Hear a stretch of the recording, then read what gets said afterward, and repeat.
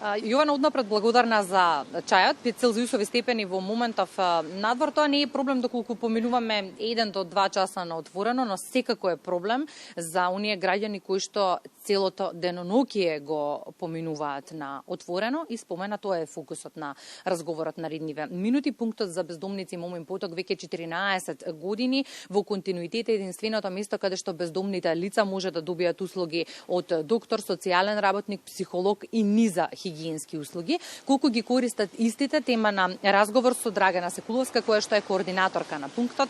Драгана, добро утро и благодарам за позитивниот одговор за гостување во Македонија наутро, иако сме на ваш терен. Добро утро и од мене и поздрав до сите гледачи на Македонска телевизија. Низ годиниве пунктот е отворен секој работен ден за консултации со граѓаните, меѓутоа чинам 2 дена само се резервирани за услуги од доктор, за менување на облека. Дали се уште така функционира, тоа е концептот? Така, пунктот за бездомници каде што се наоѓаме во овој момент е едно уникатно и препознатливо место во градот Скопје, каде што веќе 14 години ја дава потребната помош и поддршка на една од најзагрозените категории на лица во земјава, односно бездомниците. Во пунктот за бездомници постои палета на сервисни услуги, е отворен од понеделник до петок од 8 до 4 часот, каде што на дневна основа се служуваат од 160 до 170 бездомни лица. Тоа значи дека во средите услужуваме негдека 60 до 70 бездомни лица, а во петоците негдека 100 до 110 бездомни лица. Концептот е ист, значи постои мултидисциплинарен тим кој што функционира од понеделник до петок во текот на целата година и доколку се појави некој проблем кај оваа целна група или потреба, може да дојдат во текот на целата недела, но сите оние сервисни услуги како што се оставање на нечиста облека, да се испера, да земат топли напитоци, топла храна, медикаменти, совет од доктор, социјален работник и психолог се токму во среда и петоците. Значи не се исклучени услугите да ги добиваат и во понеделник, вторник и четврток, но целиот мултидисциплинарен тим се наоѓа на едно место во среда и во петок. 3 години, повеќе од 3 години живееме различни кризи, почна се и со здравствената, сега економска и енергетска криза, која што е сериозен удар за нас граѓаните. Колку се во ова допринесе за зголемување на бројот на бездомни лица на територија на град Скопје? Какви се бројките? Така, од кога сме отворени од 2008 година, пунктот за бездомници почна со 10 бездомни лица, да дава стручни совети и услуги на 10 бездомни лица, за да хронолошки порасне во 2012 година на 50 бездомници, 2017 на 100 бездомни лица и веќе од кога се појави COVID-19 во 2019 година, 2020 оваа бројка се зголеми за 50%, значи рапидно од 100 бездомни лица кои што дотогаш ги служувавме, се зголеми на некои 150 бездомни лица. Тоа е затоа што COVID-19, короната, односно пандемијата, остави голем број луѓе на улица, односно сите оние луѓе кои што претходно работеа во редовен работен однос, ги имаат отпуштено, работодавците ги имаат отпуштено, така да директно се наоѓаат на маргините и немаат каде да бараат помош, па мораат да дојдат во пунктот за бездомници, за да директно ги добијат сите оние работи кои што ги изгубиле во тој момент, односно лица кои што се оставени на маргините, не може да ги плаќаат своите кири до тогаш кои што ги плаќале, затоа што биле во редовен работен однос, примале редовно плата и не може да ги плаќаат и кредитите кои што ги имаат земено за, да речеме, за станови и останат имот. Екстремно високите и екстремно ниските температури се најголем ризик по здравјето на нашите граѓани кои не имаат во главниот град. Функционира прифатилиштето и во текот на летниот период кога имаме многу високи температури и во текот на зимскиот период. Како функционира, какви услуги нуди? Така, прифатилиштето е еден нераскинлив дел од пунктот за бездомници.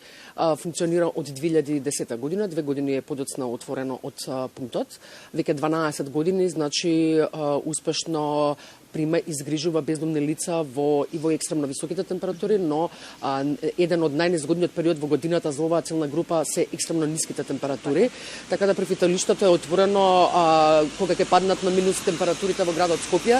Прифатилиштето, сите ресурси и капацитети се ставаат во функција за да се достапни на оваа целна група и прифатилиштето е отворено 24 часа со патролни тимови кои што го сочинуваат социјален работник и парамедик и секогаш на достапност има и шофер каде што реално кога ќе дојават совесни хумани граѓани, бездомни лица на скопските улици, по најбрза постапка мора да се излезе и да се види за што станува збор. И тука сакам да се задржиме. Колку ние како граѓани сме многу важна алка во функционирањето на целиот овој систем и колку дојавуваме, колку се интересираме, колку сакаме да придонесаме?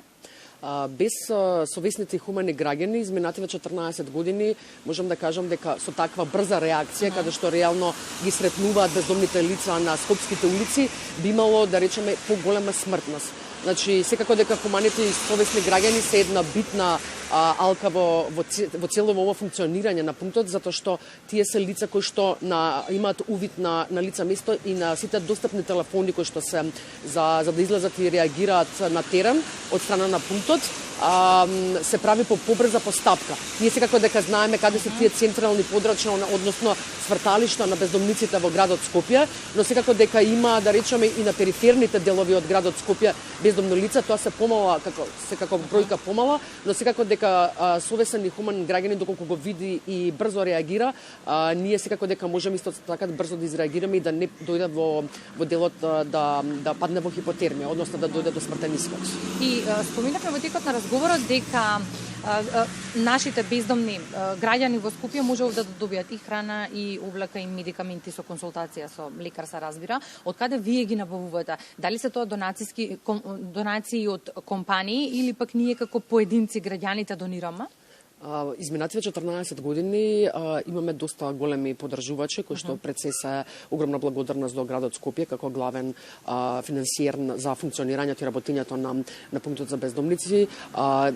Сите донации се 14 години од големи фирми, корпорации, компании кои што не го забораваат пунктот како едно единствено место во градот Скопје и тоа се совесни пред се хумани менаџери во самите фирми кои што знаат дека многу добро работиме работата и дека на вистинско место ќе отидат тие донации. Еден дел се од донации од големи фирми, исто така постои голем број на совесни хумани приватни лица кои што реално на своја иницијатива си носат облека, храна, витамини, медикаменти кои што никогаш не ги забораваат бездомниците како една од најранливите категории на лица. И бидејќи споменавте дека сме многу важна алка ние граѓаните за овој систем да функционира, што треба да направиме доколку забележиме бездомно лице во градот?